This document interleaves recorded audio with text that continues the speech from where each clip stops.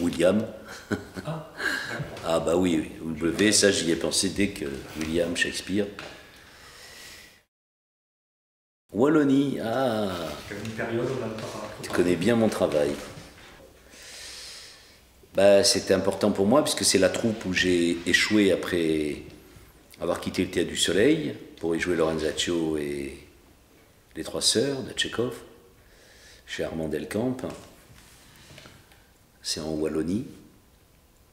J'y suis allé. D'abord, j'ai passé un an à m'occuper de Molière avec Véronique à la sortie de Molière. Et puis ensuite, j'ai reçu cette proposition de jouer Lorenzaccio à la cour d'honneur, mise en scène par Kreshka. Et la proposition venait d'Armand Delcamp, que je connaissais parce qu'il produisait les derniers spectacles du Théâtre du Soleil.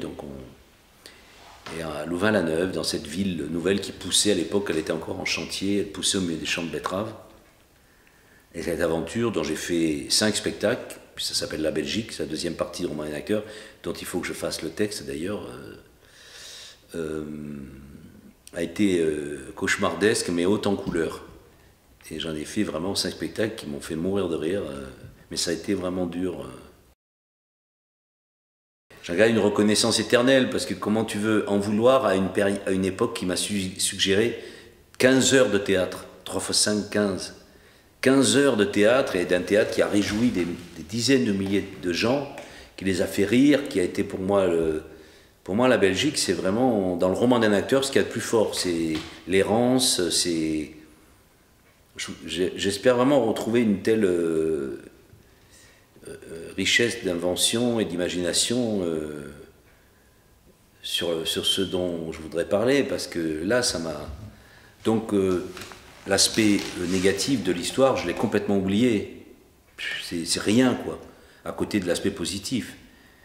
Et je crois que ça tient à une seule chose, à la personnalité d'Armand Delcamp, qui est un personnage hors du commun.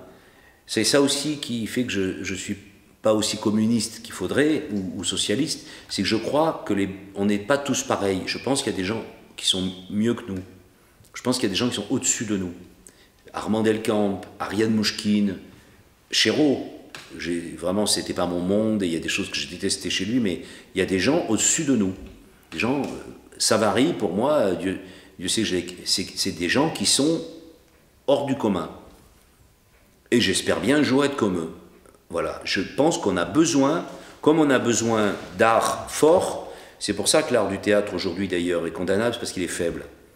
Ça paraît un peu nazi de dire ça, mais je pense qu'on a besoin, et je crois que mon année de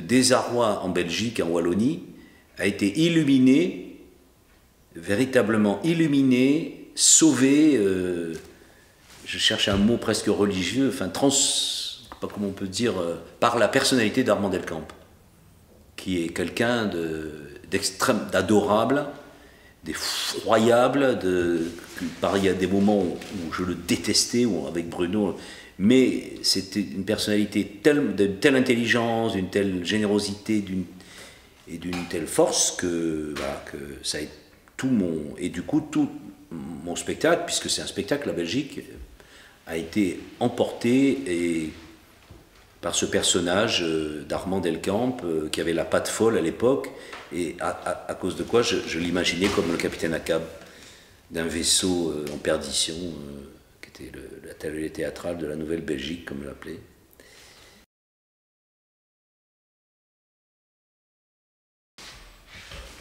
J'ai eu la même mésaventure avec le Théâtre du Soleil, avec cette troupe, c'est que Ariane, le Théâtre du Soleil, Ariane disait qu'elle souhaitait qu'il y ait un deuxième créateur.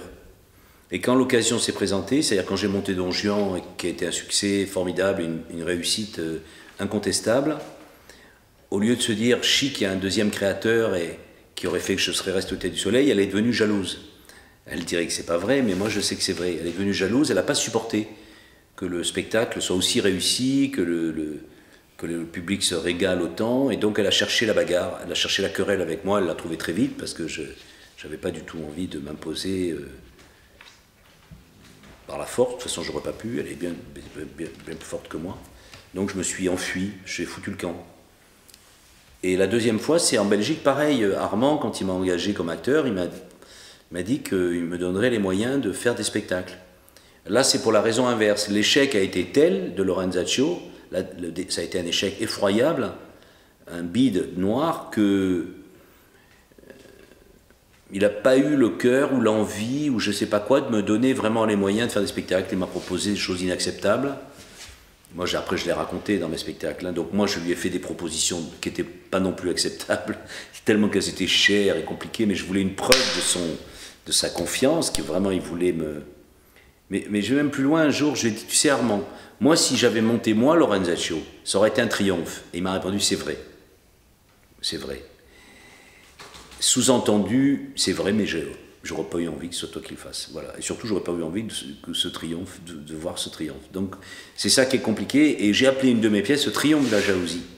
Le triomphe de la jalousie, c'est pas uniquement la jalousie amoureuse dont je parle dans ces pièces. C'est que dans notre métier, la jalousie triomphe. Voilà. La jalousie a le dernier mot et c'est comme la guerre dans la société. C'est la fatalité. Souvent, la jalousie a le dernier mot. Mais c'est sûr que si j'avais pu être le deuxième créateur dont parlait Ariane au Théâtre du Soleil, j'aurais jamais quitté le Théâtre du Soleil. Et que si Armand avait eu envie vraiment de m'aider, j'aurais pu faire véritablement un vrai succès avec Lorenzaccio. Mais bon, après, je ne vais pas regretter ces choses-là, puisque j'ai trouvé ça autrement, au centuple, tout seul. Mais on ne peut pas s'empêcher quand même de regretter. Ça fait partie des multiples regrets.